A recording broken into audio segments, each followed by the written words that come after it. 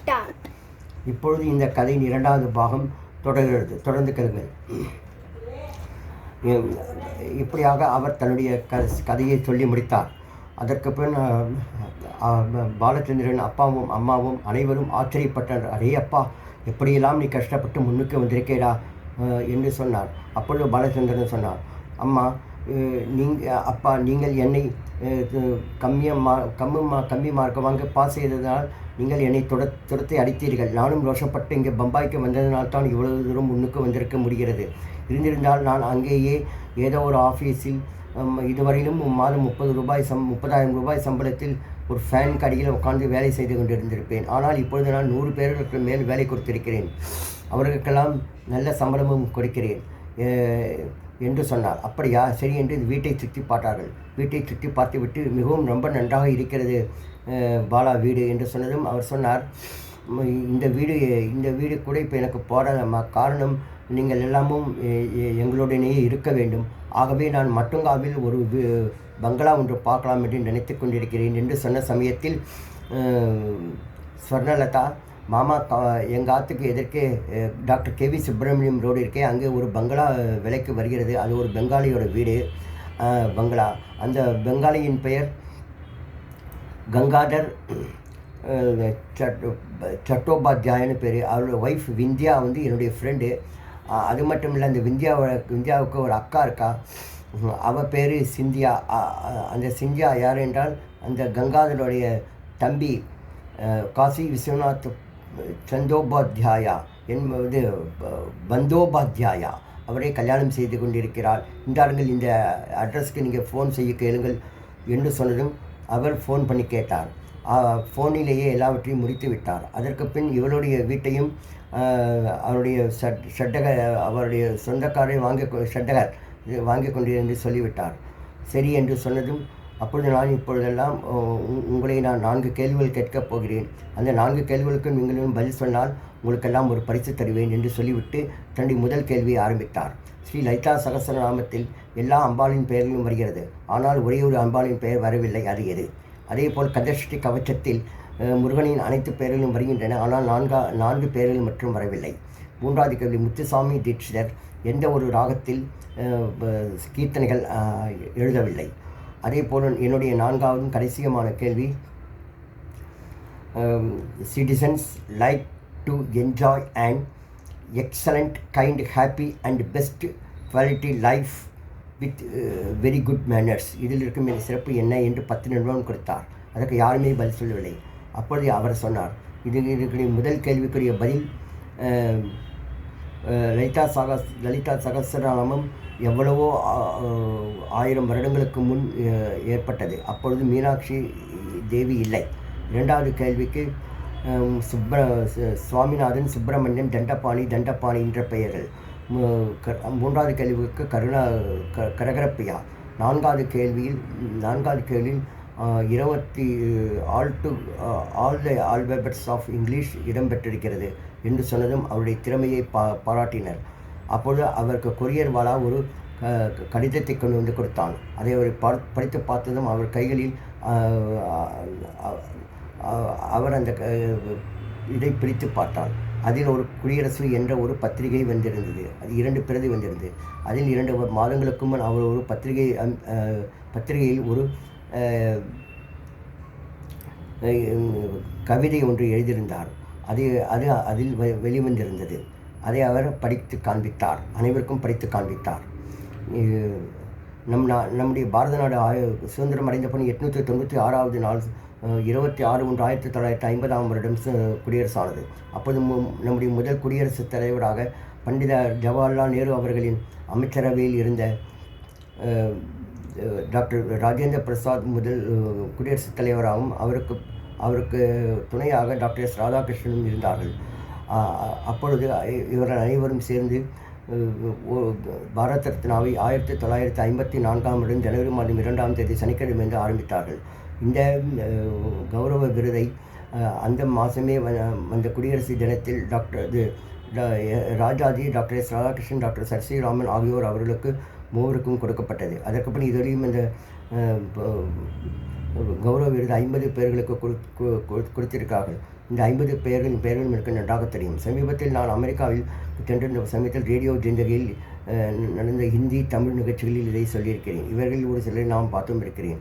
அது மட்டும் doctor Radhakrishnan, Zakir Hussain, doctor APJ Abdul Kalam அவர்கள் குடியரசுத் தலைவர் அவர்களுக்கு முன்னமேயே இந்த விருதை அளித்திருக்கிறார். அது மட்டுமின்றி இந்த குடியரசை ஒற்றி நான் ஒரு கவிதையை எழுதியிருக்கிறேன். அந்த கவிதையின் பெயர் புண்ணிய பூமியில் குழந்தைகள் கண்ட குடியரசு என்பதாகும். இது 50 திரைப்படங்களின் பெயர்களில் அமைந்தது. இதில் 50வது படமாக விளங்குவது குழந்தைகள் கண்ட குடியரசு என்பதாகும். இது 750 எழுத்துக்களை கொண்டது. அதிலும் 50 தான். அது மட்டுமல்ல, இந்த கவிதையில் நான் ஒரு தேசிய கொடியை வரைந்திருக்கிறேன். அந்த தேசிய கொடியில் அசோக சக்கரத்தில் 24 கோடுகள் இருப்பது போல் நான் 24 தலைவர்களின் பெயர்களையும் எழுதியிருக்கிறேன். ஒரு சில தலைவரின் பெயர்களில் படங்களும் வந்திருக்கின்றன. அது மட்டுமின்றி ஒரு சில தேசத்துக்காக போராளிகளின் ஒரு சில பத்திரிகைகளின் பெயர்களும் வந்திருக்கின்றன. இப்பொழுது நான் இந்த கவிதையை சொல்கிறேன், கேளுங்கள். புண்ணிய பூமியில் குழந்தைகள் கண்ட குடியரசு. புண்ணிய பூமி, தியாக பூமி, இந்த தாய் வீடு, நவசக்தி இந்தியா விடுதலை பெறுவதற்காக அகிம்சை கொள்கையுடைய உத்தமன் தெய்வப்பிறவி காந்தி, காமராஜ், கப்பலோட்டிய தமிழன், வீரபாண்டியர் கட்டபொம்மன் ஆகியோர் வந்தே மாதரம், ஜெய்ஹிந்த் என்று வீரமுழக்கம் விட்டுக்கொண்டு நெற்றியிலே இரத்தத்திலகம் வீரத்திலகம் விட்டுக்கொண்டு தாயே உனக்காக எல்லாம் உனக்காக நான் என ஆனந்த கண்ணீர் இரத்த கண்ணீர் சிந்தினரே. எங்கள் மாமா வெள்ளை உள்ளம் உள்ள ரோஜாவின் ராஜா பண்டித ஜவஹர்லால் நேருவுடன் அச்சமில்லை என்று பாடிய பச்சை தமிழன் சுதேசமித்திரன் பாரதி படைத்த புதுமை பெண்ணின் இந்திராவையும் போற்றிடுவோம். கை கொடுத்த தெய்வம் அன்னையின் ஆணையை நிறைவேற்றிய சிவாஜி கண்டு இந்து ராஜ்யத்தில் என்றும் அமைதி காண்போம். உத்தம புத்திரன், குடிகாத்த குமரன், கேசரி திலகர், டாக்டர் ராஜேந்திர பிரசாத், வாவேசு ஐயர், கலைமகள் கீவா ஜெகநாதன், தவப்புதல்வன் ராஜாஜி, தெய்வமகன் சுபாஷ், செவ்வீர கலைஞர் என்னும் லால் பகதூர் சாஸ்திரி, சத்தியம் சீலன் சத்தியமூர்த்தி, உயர்ந்த மனிதன் வாஞ்சிநாதன், தியாக சிவா இவர்களுடன் நம் நாட்டுக்காக ரத்தம் சிந்திய சுக்தேவ், பகத்சிங், ராஜகுருவின் தியாகம் எத்தனையோ. நாம் பிறந்த மண்ணில் அன்பை தேடி சொர்க்கம் அமைத்து அங்கே சாந்தி எனும் தீபந்தனை ஏற்றிடுவோம். சிவந்த மண்ணின் சுதந்திரத்திற்காகவும் குடியரசுக்காகவும் அரும்பாடுபட்டவர்களுக்காக என்றும் ஆனந்த கண்ணீர் சிந்துவோம். கூடி வாழ்ந்தால் கோடி வாழ்மை, கூடி வாழ்ந்தால் கோடி நன்மை, உண்டுபட்டால் உண்டு வாழ்வு என்றும் வாழ்வோம். நல்ல பெயரும் புகழும் பெற்றதுதான் இந்த நம் குழந்தைகள் கண்ட குடியரசு.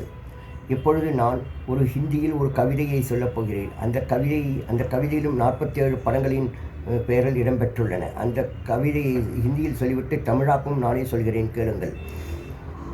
यही धरती की आज़ाद देश प्रेमी, अपना देश की देश प्रेमी लोग यही धरती की आज़ादी के लिए लड़ा था. क्रांतिवीर शहीद लोग हाथ में तिरंगा झंडा पकड़कर वंदे मातरम जय हिंद करके वीर गर्जन किया था. मदर इंडिया के अंदर बाहर से कोई आग लगाएगा तो लड़ने के लिए हम ये साथ है. दुनिया में अमीर गरीबी कोई नहीं, हम एक है. हिमालय की गोद में हम हिंदुस्तानी भाई भी है. प्यार का मंदिर में हमको आनंद, ममता तथा शांति मिलता है. मेरा बहन हर रक्षाबंधन का दिन में मेरे हाथ में राखी बांधती है. पूरब और पश्चिम में कुदरत ने अपने के दिया हुआ नजराना शान देने वाले सूरज तथा गंगा की लहरी है. जागृति लोगों को महान लोग के साथ दोस्ती रखना अपना फ़र्ज़ है. बैल को भी हम कभी नहीं भूलेंगे, क्योंकि वो अपना देश को बहुत भविष्य दिया गया है. राष्ट्रीय दिनों को मर्यादा करेंगे, अभिमान करेंगे, इज्जत देंगे. बड़ा आदमी बनने के लिए इंसानियत के साथ हाथ की सफाई चाहिए। अपना कुछ खूबसूरत बहार में किस्मत मिलने के लिए कोशिश के साथ जीतेंगे, साधना करेंगे। इस देश में गंगा बहती है, हिंदुस्तान की कसम सत्यमेव जयते। ஜெயஹிந்த். இந்த கவிதையின் தமிழாக்கமாகப்பட்டது இந்த மண்ணின் விடுதலை. நம் நாட்டில் இருக்கும் நாட்டுப்பற்றுள்ளவர்கள் இந்த மண்ணின் விடுதலைக்காக போராடினார்கள். தியாகிகளும் விடுதலை போராளிகளும் கையில் மூர்ண கொடியேந்தி வந்தே மாதம் ஜெயஹிந்த் என்று வீரமுழக்கம் செய்தனர். தாய் மண்ணில் வெளியிலிருந்தோ அல்லது உள்ளிருந்தோ யாராவது தீயிட்டால் அவர்களுடன் நாங்கள் போராடுவோம். இந்த உலகத்தில் ஏழை பணக்காரன் யாரும் இல்லை, நாம் அனைவரும் ஒருவரே. இமயத்தின் மடியில் நாம் இந்தியர்கள் சகோதரர்களே. அன்பெனும் கோவிலிலே எங்களுக்கு அன்பு, மகிழ்ச்சி, அமைதி கிடைக்கிறது. ஒவ்வொரு வருடமும் என்னுடைய சகோதரி ரக்ஷாபந்தன் தினத்தன்று என்னுடைய கையில் ராக்கி கட்டுகிறாள். கிழக்கிலும் மேற்கிலும் இயற்கை எங்களுக்கு அளித்த பரிசு ஒளிரும் ஞாயிறும் கங்கை அலைவுமாகும். விழிப்புணர்வுடைய தலைவர்களுடன் நாம் நட்பு வைப்பது என்பது நமது கடமையாகும். காளை மாட்டை நாங்கள் எப்பவும் மறக்க மாட்டோம். காரணம், அது எங்களுக்கு ஒளிமயமான எதிர்காலத்தை கொடுத்திருக்கிறது. தேசிய தினங்களை நாங்கள் போற்றுவோம், மரியாதை செய்வோம், மதிப்பு கொடுப்போம். ஒரு பெரிய மனிதன் ஆவதற்கு மனிதத்தன்மையுடன் கை சுத்தமும் தேவை. நம்முடைய அழகான வாழ்க்கையில் அதிர்ஷ்டம் அடைவதற்காக முயற்சியுடன் வெற்றி பெறுவோம், சாதனை செய்வோம். இந்த நாட்டில்தான் கங்கை பாய்கிறது. இந்தியாவின் மீது சத்தியமாக சொல்கிறேன், என்றும் வாய்மையை வெல்லும். ஜெய்ஹிந்த், நன்றி. இதை சொல்லி முடித்ததும், பாலச்சந்தர் சொல்லி முடித்ததும் அனைவரும் ஆஹாஹா, என்ன அற்புதமான அழகான கருத்துள்ள கவிதைகள் என்று பாராட்டினர். அப்பொழுது அபர்ணா, அதாவது பாலச்சந்தரின் மருமகள், அவரிடம் சென்று அந்த ஒரு பத்திரிகையை வாங்கி கொண்டு மகாலட்சுமி ஏதோ கிசு என்று பேசிக்கொண்டு அவளுடைய அறைக்கு சென்றாள். அப்பொழுது அவளிடமிருந்து ஒரு பெரிய வெள்ளை காகிதம் ஒன்றை வாங்கி கொண்டாள். அதில் அந்த பத்திரிகையில் வந்த அந்த விஷயங்களையும் அந்த கவிதையையும் அழகாக வெட்டி ஒட்டினாள். அதற்கு பின் சிறுவயதிலிருந்தே தான் சேர்த்து வைத்து கொண்டிருந்த அந்த தலைவர்களின் படங்கள் எல்லாம் அந்த கவிதையில் இருப்பது போலவே இருந்தன.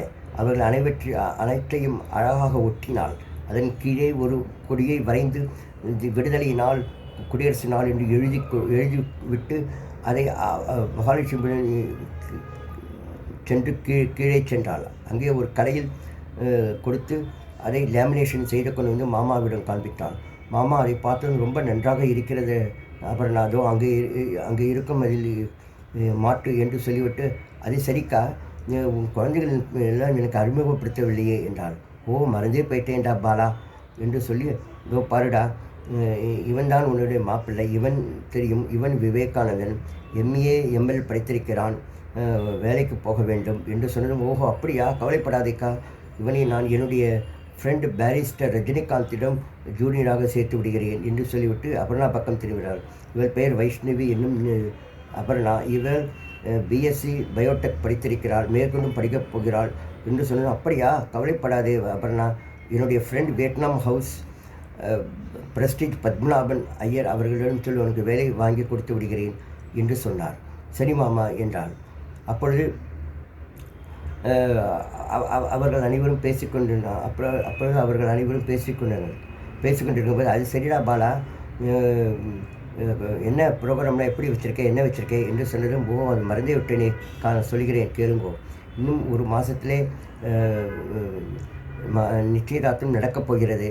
அதற்கு பின் நான் கல்யாணம் டிசம்பர் மாதம் 4ஆம் தேதி வியாழக்கிழமை தான் வைத்திருக்கிறேன் என்று சொன்னதும், ரொம்ப நல்லதாக போச்சு என்று, அதற்கு நல்லதாக போச்சுடா என்றால், அதற்குள் அந்த பங்களாவின் வீட்டையும் வாங்கி விடுவேண்டா என்று சொன்னதும் சகசரநாமம் சொன்னார். ஆமாம், நவம்பர் மாதம் 28ஆம் தேதி உனக்கு பிறந்தநாள் அல்லவோ என்றார். ஆமாம்ப்பா, என்னுடைய பிறந்தநாள் மறுநாள் என்னுடைய வெட்டிங் டே கூட வருகிறது. என்ன சுதும், அதற்கு அடுத்த நாள் என்னுடைய பிறந்தநாள் வருகிறது. எனக்கு 60 வயது ஆகப் போகிறது. சஷ்டி பூர்த்தி என்று ஜெகநாதன் சொன்னார். அதற்கு பின் டிசம்பர் மாதம் 1ஆம் தேதி என்னுடைய சதாபிஷேகம் வருகிறது என்று சகசிரநாமம் சொன்னார். கவலைப்படாதீங்கப்பா, எல்லாம் ஜாம் ஜாம்னு நடத்திவிடலாம். இந்த விசேஷங்களுக்கெல்லாம் உங்களை யாரை கூப்பிடணும்னு சொல்லுங்கோ, அவளுக்கெல்லாம் ஃப்ளைட்லேயே போக ஒரு டிக்கெட் வாங்கிடலாம் என்று சொன்னார். ஆமாம்ப்பா, என்னுடைய பாலிய சிநேகிதர்களை எல்லாம் விட்டுட்டு வந்துட்டேன் இங்கே. அதில் சூரியநாராயண சாஸ்திரிகள், சியாமலா பவானி, டாக்டர் நிரஞ்சன் குமாரோட அப்பா யகிராம சாஸ்திரிகள், விமலா, அதுக்கப்புறம் நம்மளாம் தான் அப்படி சொல்லிக்கொண்டு, அது சரிப்பா, எனக்கு ஒரு ஆசை இருக்குது என்று சொன்னால், அக்கா சரி சொல்லுக்கா என்றாள். இந்த கல்யாணம்லாம் முடிந்ததுக்கப்புறம் அவலாமும் வந்ததுக்கப்புறம் நம்ம எல்லாம் ஒரு தடவை நாசிக், சீரடி, மகாலட்சுமி கோயில், பண்டீர்புரம் எல்லா ஊருக்கும் போயிட்டு வரணும்ப்பா என்று சொன்னது. கவலைப்படாது, எல்லா இடத்துக்கும் உங்களை நான் கூட்டிக் கொண்டு போகிறேன் என்று சொன்னாள். அது சரி, மற்றபடி என்ன தடவை என்ன செய்திருக்கிறார் என்று சொன்னதும், நிச்சயதார்த்தத்தை இந்த ஆத்திலேயே முடித்திடுவேன். கூடிய வரையில் கல்யாணம் மகாலட்சுமி கோயில் தான் வைக்கப் போகிறேன். அதற்கு பிறகு தடபுடல ரிசப்ஷன் மற்றதெல்லாம் நான் வாங்க போகிற பங்களாவிலேயே வச்சுடலாம். அதன் பிரகாரம் நான் என்ன செஞ்சுருக்கேன்னா, கல்யாணத்துக்கு முதல் நாள் ரிசப்ஷன். அந்த ரிசப்ஷனுக்கு நம்முடைய 2 சீஃப் கெஸ்ட்டு வரா. ஒருத்தரெல்லாம் உங்களுக்கு நீங்கள் கேள்விப்பட்டிருப்பீர்கள்.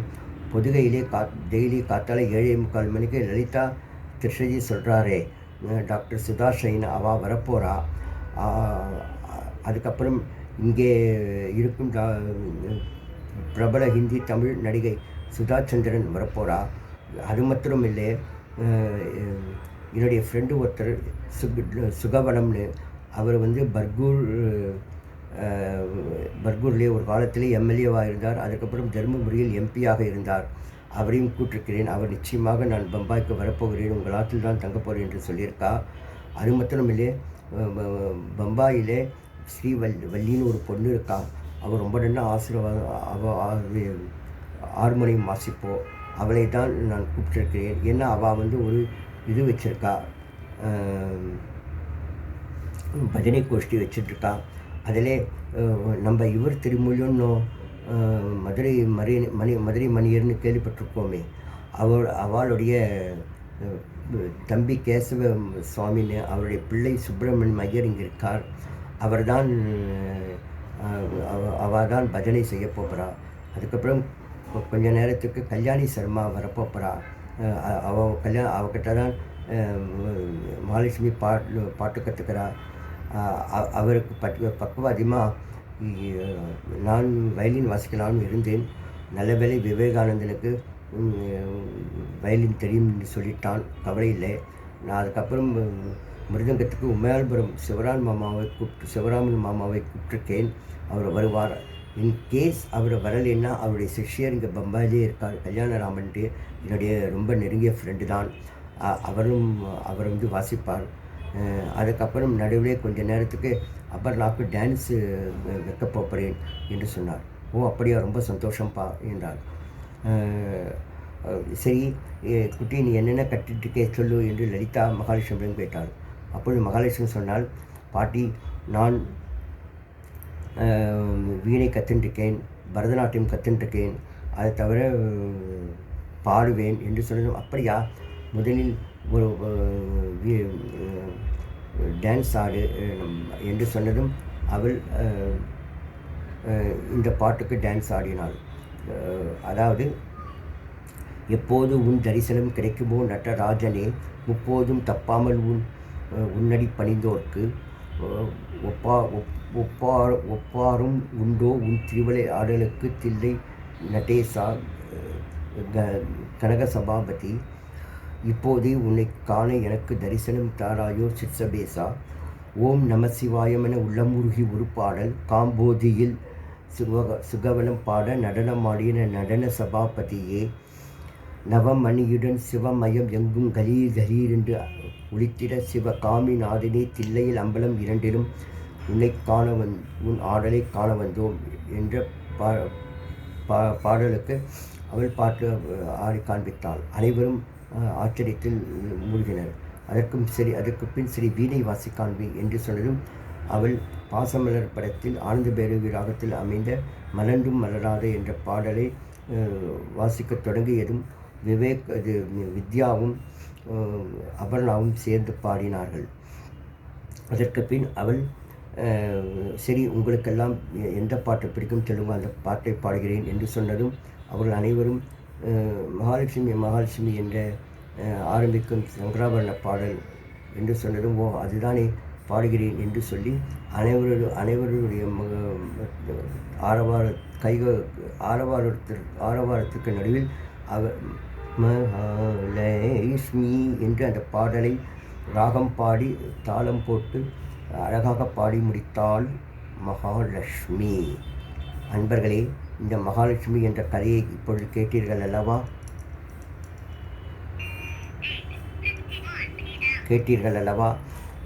இந்த கதையை நான் 1988ஆம் வருடம் மே மாதம் எழுதினேன். அதற்கு பின் இந்த கதையை எழுதி கொண்டு நேராக மயிலாப்பூருக்கும் கீவா ஜெகநாதன் மாமாவிடம் சென்றிருந்தேன். அப்பொழுது அவர்களிடம் சாஷ்டாங்கமாக நமஸ்காரம் செய்து அபிவாதியை சொல்லி விட்டு இந்த கதையை காண்பித்தேன். அவர் இதை பார்த்துவிட்டு மிகவும் நன்றாக இருக்கிறது, இந்த கதையை நிச்சயமாக நான் கலைமகளில் போடுகிறேன், ஆனால் 5-6 மாதங்கள் ஆகும். காரணம் என்ன, அவ்வளவு கதைகள் என்னிடம் இருக்கின்றன, கவலைப்படாதே. ஏனென்றால் இந்த கதையை நான் போடவில்லை என்றால் மகாலட்சுமி என்னை கோபித்துக் கொள்வாள். என்னால் அவளை பற்றிய கதை இது மிகவும் நன்றாக இருக்கிறது. நான் கூட பம்பாய்க்கு வந்திருந்த சமயத்தில் 2-3 தடவைகள் மகாலட்சுமி அன்னையை தரிசனம் செய்திருக்கிறேன் என்று சொன்னார். அதற்கு பின் உபச்சாரங்கள் நடந்தன. அங்கிருந்து உபச்சாரங்கள் நடந்தன. அதற்கு பின் நான் அங்கிருந்து நேராக டிஎம்எஸ் வீட்டுக்கு சென்று விட்டு கிருஷ்ணமாச்சாரி ஸ்ரீகாந்த் வீட்டுக்கும் சென்றிருந்தேன். அதற்கு பின் அதே வருடத்தில் நான் அந்த திடுக்கிடும் செய்தியை கேட்டதும் என் ரத்தம் உறைந்தது. காரணம் கலைமகளின் தலைமகன் கீவா ஜெகநாதன் இலக்கிய மேதாவி ஆன்மீக சொற்பொழிவாளர் அந்த ஸ்காந்தமலை விழுந்து விட்டது. கீவாஜா மறைந்து விட்டார். ஆகவே இந்த கதையை நான் அவருடைய காலடிகளில் பொற்பாதங்களில் வைத்து வணங்கி அவருக்கு சமர்ப்பணம் செய்கிறேன். இந்த கதையில் நான் ஒரு சஸ்பென்ஸ் வைத்திருந்தேன். அதாவது ஆரம்பத்திலிருந்து முதல் அந்த மகாலட்சுமி தன்னுடைய அப்பாவுக்கு வித்யாவை அறிமுகம் செய்து வைக்கும் வரை யாரும் நினைக்காத அளவுக்கு அவர் ஒரு பெண் என்றே நினைத்திருப்பார்கள். அப்படிதான் நானும் நினைக்கிறேன்.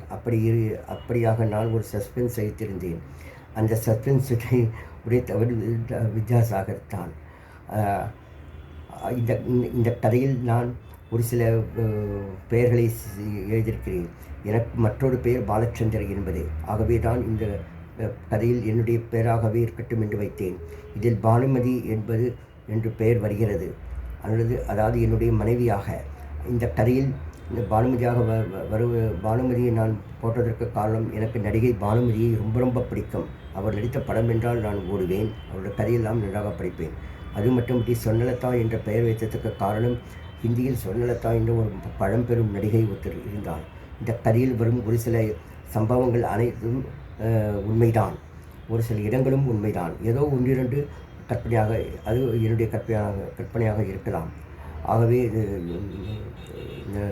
அன்பர்களே, இந்த கதையை நீங்கள் கேட்டதும் எப்பொழுதாவது பம்பாய்க்கு வந்தால் தயவுசெய்து பம்பாயில் இருக்கும் மகாலட்சுமி கோயிலுக்கு போய் அன்னையின் அருளை பெற்றுவார்கள். இதற்கு பின் நான் ஒரு விஷயம் சொல்கிறேன். அதாவது என்னவென்றால், நான் தேவனை என்னை பாருங்கள் என்று ஒரு கதையை, என்னுடைய 8வது கதையை சொல்லியிருந்தேன். அந்த கதையில் முடிக்கும் சமயத்தில் மின்தடை ஏற்பட்டது. அதனால் அந்த கதையின் ஒரு 2 வரிகளை நான் இப்போது சொல்லி அந்த கதையும் முடித்து விடுகிறேன். இல்லை என்றால் உங்களுக்கெல்லாம் இந்த கதையை என்ன ஆற்று என்று தெரியாது. அப்பொழுது ராஜா, நான் இப்போது ஒரு ஆங்கிலத்தில் ஒரு வாக்கியம் சொல்லப் போகிறேன். அந்த வாக்கியத்தின் சிறப்பு என்னவென்று சொல்ல வேண்டும் என்று சொன்னான். அதாவது, today just you think today is September 10th. Yesterday 9th September I was attending an excellent, beautiful and wonderful and fantastic interview at Australia. இதற்கு என்ன அர்த்தம் என்று கேட்டான். சிறிது நேரத்துக்கு அப்புறம் ராஜாவின் சித்தி சொன்னால், இந்த இந்த வாக்கியத்தில் 9 என்ற பெயர் வருகிறது, 9 என்று தேதி வருகிறது. மாதத்தில் 9வது மாதம் செப்டம்பர்.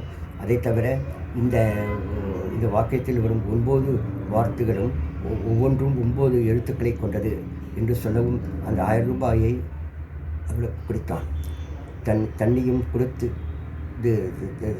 கண்ணிழந்த ராஜாவை காப்பாற்றி கண்ணையும் கொடுத்து வாழ்க்கையும் அளித்து தன் பெண்ணையும் கல்யாணம் செய்து கொடுத்த டாக்டர் சிவா மிகவும் நல்லவர். அதன்பின் ராஜா கண் டாக்டர் ஆகி தனக்கு எவ்வளவோ குடும்பங்கள் இழைத்திருந்தாலும் தன்னுடைய சித்தப்பாவிற்கு தன்னுடைய திறமையின் மூலம் அவன் செய்த முதல் கண் ஆபரேஷன் வெற்றியாக நடந்து முடிந்தது. இவர்களெல்லாம் நன்றி சொல்வதற்காகத்தான் ராஜா தேவாலயம் சென்றான். அப்பொழுது தேவாலயத்திற்கு சென்று, தேவனே, என்னை பாருங்கள், இப்பொழுது நான் நிம்மதியாக இருக்கிறேன். என்னை வாழ வைத்த தெய்வத்திற்கு நான் என்றும் நன்றி மறக்க மாட்டேன். நீங்கள் சொல்லியிருக்கிறீர்கள். ஆகவே நான் அந்த குடும்பத்தை நான் காப்பாற்றுவேன். அது மட்டுமின்றி உங்களால் தான் நான் முன்னுக்கு வந்ததால் நான் எப்படியும் உங்களை மறக்கவே மாட்டேன். ஆகவே எங்களை எல்லாம் காப்பாற்றுங்கள். உங்களுடைய அருள் எங்களுக்கு, நான் ஹிந்துவாக மாறினாலும் கூட எனக்கு உங்களுடைய அருளும் தேவை. ஆகவே தேவனே, என்னை பாருங்கள். நன்றி, வணக்கம்.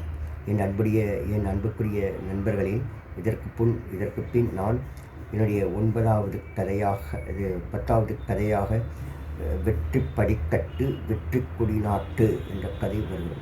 மறுபடியும் சொல்கிறேன், உங்களுடைய 2வது பாகத்தை கேட்கும் பொழுது என்னுடைய பெயரையும் இது காமாட்சி சுகவனம் என்று டைப் செய்து விட்டு மீண்டும் தொடர்ந்து கேட்கவும். நன்றி, வணக்கம்.